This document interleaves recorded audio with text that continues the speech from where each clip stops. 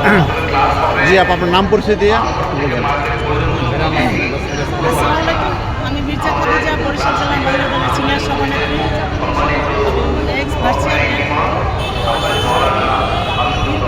দীর্ঘদিন পরে আমাদের এখানে যে আমাদের নারীদের জন্য যে সংরক্ষিত আসনের জন্য যে মনোনয়ন দেওয়া হয়েছে, সেটা আমরা অত্যন্ত গর্বিত।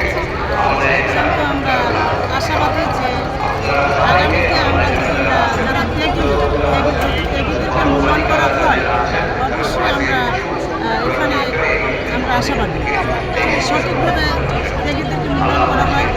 আমি ম্যাডাম যেদিন রায় হয়, তার গাড়ি বহর থেকে অ্যারেস্ট হয়, শাহবাগ থানা কাশিমপুর কারাগারে আমি দীর্ঘদিন জেল কেটেছি। ওখান থেকে একটি মামলা থেকে আমাকে একাধিক মামলায় প্রেরণ করা হয়। এরপরেও আমার পারিবারিকভাবে আমার দুইটা ছেলেই আমার এই দল করার কারণে দুইটা ছেলে নির্যাতিত। আমার একটি ছেলে চাকরি হারাইছে সেনাবাহিনী থেকে, তাকে ছুটিতে আসায় তাকে মামলা দেওয়া হয়। তারপরে আর চাকরি এসে যেতে পারে নাই। আর একটা ছেলেকে, সেও একটা জব করে, সেখান থেকে আমার এই আমার ছেলেটাকে অনেক টর্চার করায়, তাকে দুটো মেরুদণ্ডের হাড়ও ভেঙে গেছে। এই মেরুদণ্ডের হাড় ভেঙে যাওয়ার কথা শুনে আমার হাজব্যান্ড স্ট্রোক করে মারা গেছে।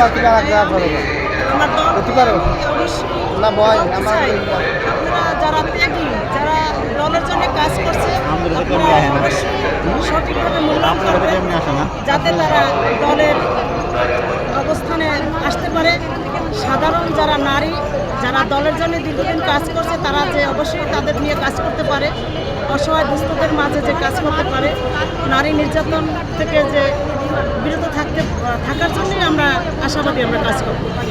বিগত সরকারের সময় দেখছি গুম খুন অনেক মানুষের নির্যাতন হয়েছে। আপনি নির্বাচিত হলে এই বিষয়ে আপনার কী অবস্থান? অবশ্যই আমি যদি আমার দল যদি সঠিক মূল্যায়ন করে আর আমি যদি নির্বাচিত হই, আমার একটাই চিন্তা, একটাই আমার আশা, সঠিক যে কোনো মানুষের একটি মামলা হলো, যে কোনো মামলা, সেখানে নারী নির্যাতন হোক আর পুরুষ নির্যাতন হোক, একজন নির্যাতিত অনেক জায়গায় আমি যখন এক্স ভার্চুয়াল ছিলাম, আমার ডিসি শহীদুল আলম স্যারের আমাদের ওখানে একটা নারী নিয়ে সেমিনার হয়েছে। ওই সেমিনারে আমি একটি কথা বলছি, ওখানে নারী নির্যাতন নিয়ে আলোচনা হয়েছে। সেখানে আমি বলছি যে নারী আর পুরুষ আমি চিনি না,